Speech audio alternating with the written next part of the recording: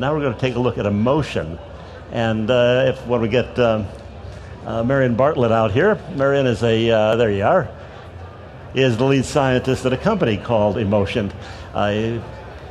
Expert, a doctor, research or in the whole field of facial emotion and what we can learn about people from the way they look the way they look when they see something.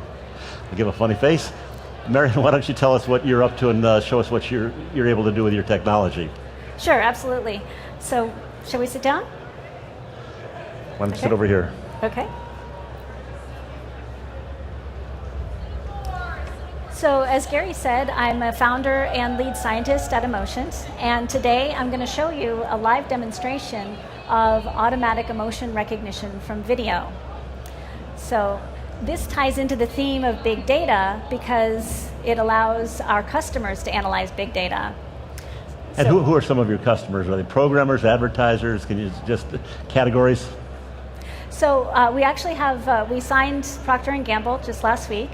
So our initial customers are largely in market research, but we are hitting a broad spectrum. We provide core technology in terms of a software development kit, so people can develop their own vertical products in their own areas. Tell us a little bit, show us a little bit more of what you're doing on audience measurement. Right. The tools you have. Right. So, well, I first want to say before I go to that we, like the previous presentation, we're a startup company, but we're from academics from the other coast. We're from University of California, San Diego. I'm a research professor there, as are a number of the founders.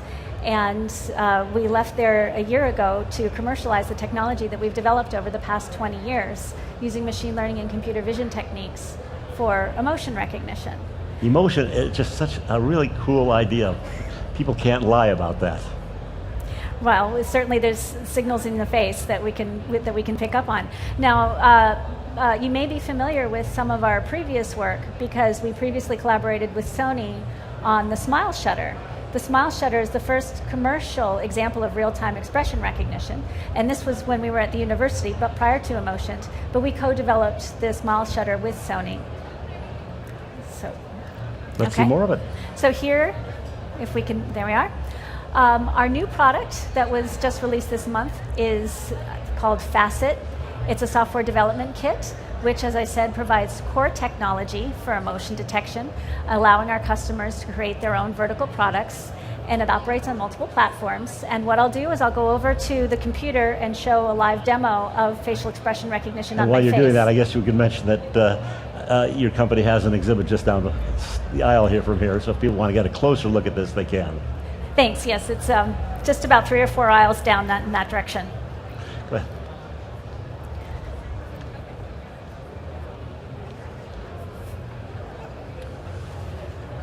I have a meeting.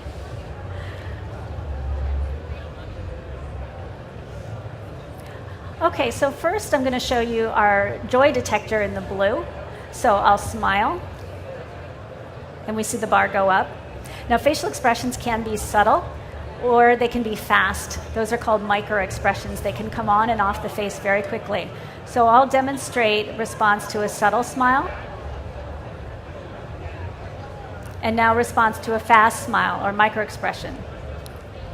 So if I'm enjoying a movie or enjoying a commercial, I might respond this way. Exactly. And just to show the sensitivity, I'll just move my lip corners, and you should see it spike as I move my lip corners. And this can be coded and tracked to a certain segment of a commercial or a program. And now I'll show sadness. So here's a big expression of sad. But now I'll show a more subtle expression. Okay? And surprise. But now a micro expression of surprise. Okay? Anger. Here's a big anger. So, but now I'll just pull my brows down. And you should see it spiking as I pull my brows down.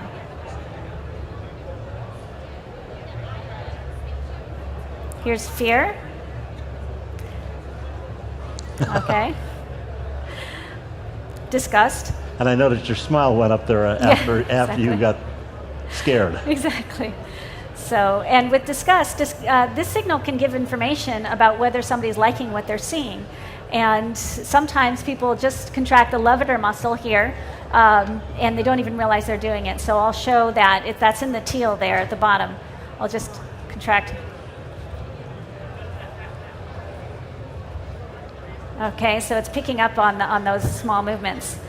We also have contempt as well as basic positive and negative emotion, to summarize these into basic positive affect and negative affect. So next I'll show a use case. Let me just stop that. No, here. So here I have a use case. We have a family watching television.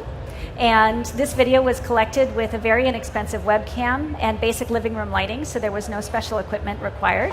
And they're watching an advertisement. They're watching somebody about to get hurt. The boys think it's funny. The girl is going to be bothered by it, and she's going to show a micro expression. So she shows a little one there, but now I want you to watch her eyes because she's going to show a micro expression of anger right there, and then followed by surprise and then amusement. All right?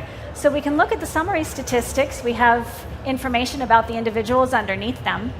And we see the two boys showed mostly joy in response to this ad, whereas the girl showed a combination of joy, anger, surprise, and sadness.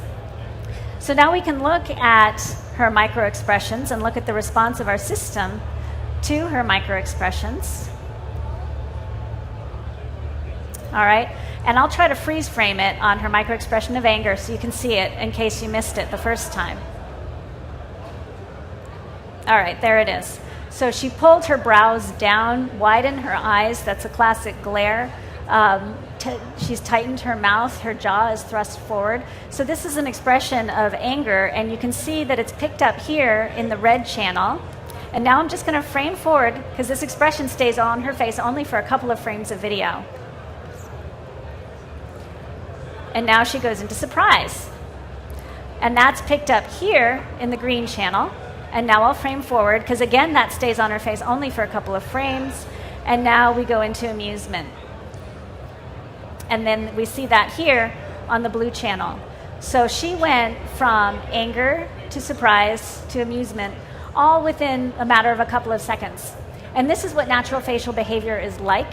And so this gives an idea of what the response of our system looks like to this kind of natural facial behavior.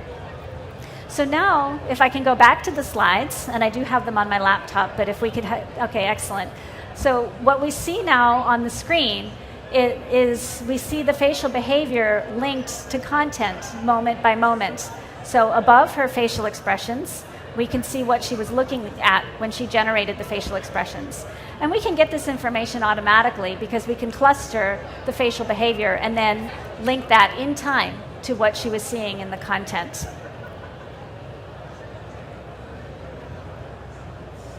Okay. Oh, all right. I do need to go back. Thank you. Okay. So what are the opportunities for cable?